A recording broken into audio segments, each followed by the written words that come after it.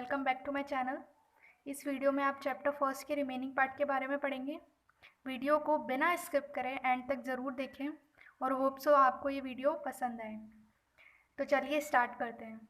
One of the most remarkable fact about water is it power to carry silt और finely divided soil in suspension. पानी के बारे में एक ये ध्यान देने वाली बात है, मोस्ट रिमार्केबल मतलब कि ध्यान देने वाली बात अबाउट वाटर, पानी के बारे में। Its power to carry silt और finely divided soil it in suspension, यानी कि उसकी शक्ति क्या है कि वह गाद को और जो रेत के छोटे छोटे कण को अधिकतम सूक्ष्म रूप में करके वो घोल के रूप में या विलन के रूप में ले जा सकता है। This is the origin of the characteristic colour of the water in rain fade tanks.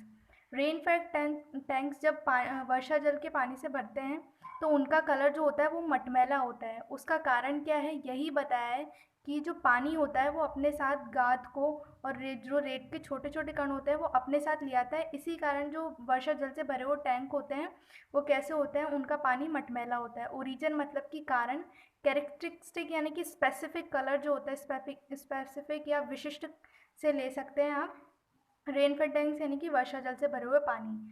This colour various with the nature of the earth in the catchment area and is most vivid immediately after a fresh inflow flowing rain.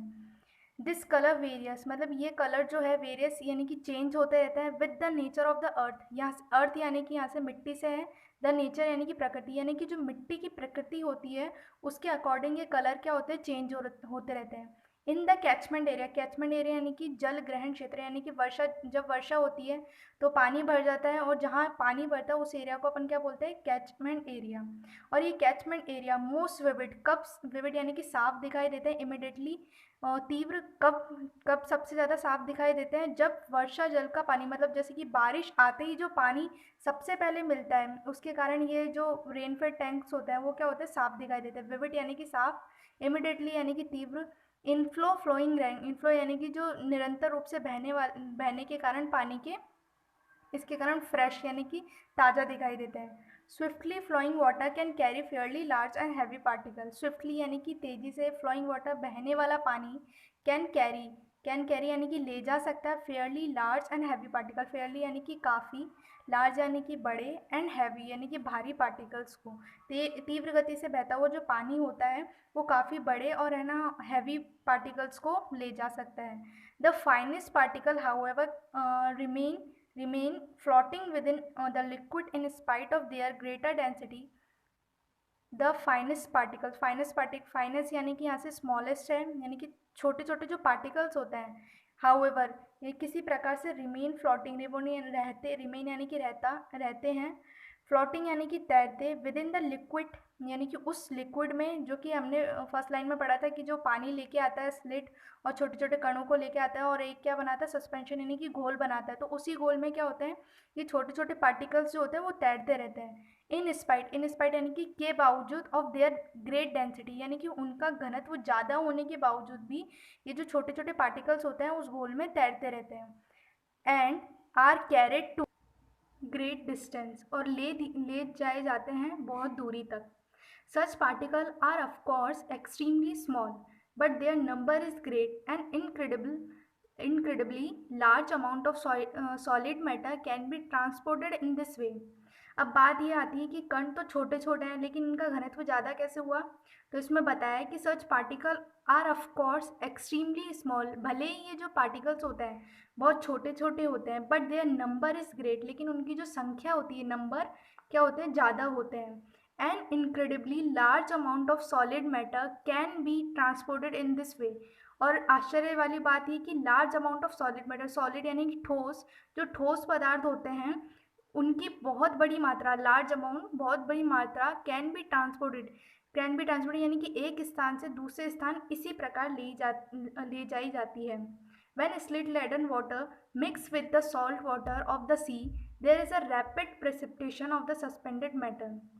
When slid leaden water मतलब कि जो गाद युक्त जो पानी होता है या घोल होता है, सस्पेंडेड मैटर यानी कि घोल होता है, घोल वाला पदार्थ जो गाद युक्त होता है, water mix with the salt water जब भी ऑफ द सी, जब ये समुद्र के खारे पानी से मिलता है, there is a rapid precipitation, यानी कि यहाँ पर क्या होता है, एक तीव्र गति से प्रेसिपिटेशन यानी कि अवक्षेपण होता है।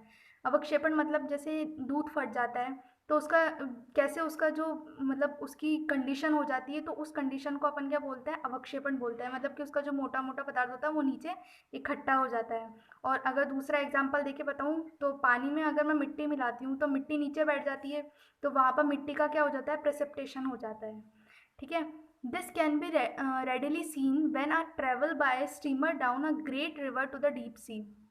ये बोल रहा है कि जो प्रेसिपिटेशन होता है वो देखा जा सकता है, this can be readily seen यानी कि आसानी से देखा जा सकता है, व्हेन कब, one travel by steamer steamer down a great river to the sea, जब एक बड़ी नदी से समुद्र की ओर यात्रा की जाती है बाय स्टीमर। स्टीमर यहाँ पर जैसे समुद्र में जैसे सबमरीन्स वगैरह होती है, वैसे ही क्या होता है, स्टीमर्स होता है, उसकी हेल्प से अपन ये प्रेसिपिटेशन को रेडिली यानी कि आसानी से देख सकते हैं। The color of water changes successively from the muddy red or brown of slit to varying shade of yellow and green, finally to the blue of the deep sea. The colour of water change मतलब कि जो पानी का colour होता है वो change होता रहता है सक्सेसिवली यानी कि निरंतर रूप से, फ्रॉम द मडी रेड यानी कि जो मटमैला लाल कलर है और भूरा कलर है किसका, ऑफ स्लेट यानी कि गाद का, तो वेरिंग शेड ऑफ येलो, ये चेंज होता रहता है किसमें, ऑफ येलो एंड ग्रीन में, यानी कि पीले और हरे में, और finally to the blue of the deep sea, और ये अंततः यानी कि अंत में कैसा हो जाता है, ब्लू ऑफ द डीप सी यानी कि गहरे समुद्र के नीले कलर के भांति हो जाता है। Those great tracts of the land have been formed by slit thus deposited is evident on examination. Those great tracts of land have been formed by slit thus deposited in is evident on an examination of the soil in alluvial area. इसमें क्या alluvial area यानी कि क्या होता है, जालोड़ प्रदेश के, on an examination of the soil, on an examination यानी कि इसकी जो मिट्टी होती है उसका परीक्षण करने के बाद, इज एविडेंट ये पाया गया या प्रत्यक्ष हुआ, those great tracts of land have been form यानी कि जो ग्रेट ट्रैक्स यानी कि जो भूखंड होते हैं ऑफ लैंड उस क्षेत्र के, हैव बीन फॉर्म्ड यानी कि ये जो बनाए गए हैं, बाय स्लेट यानी कि इसी गाद के द्वारा, थस डिपॉजिट जो कि इकट्ठी होती है, जालोर क्षेत्र में उपस्थित जो मिट्टी होती है उसका परीक्षण करने के बाद ये पाया गया कि यहाँ पर जो निर्मित भूखंड यानी कि ट्रैक्ट्स यानी कि भूखंड हैं वो बनाए गए हैं फ्रॉम बाय स्लिट यानी कि उसी गाद से जो कि वहाँ इकट्ठी होती है। सच लैंड इस प्रकार के जो लैंड्स है यानी कि जो क्षेत्र है, consisting as it does of finally dividing matter, ये किससे बने, जो छोटे छोटे कण होते हैं, रेत के छोटे छोटे कण होते हैं, उनके निर्माण होता है और उनसे मिलकर क्या होते हैं, ये भूखंड बने होते हैं। इज़ यूजुअली वेरी फर्टाइल, और ये बहुत ही क्या होते हैं, उपजाऊ होते हैं।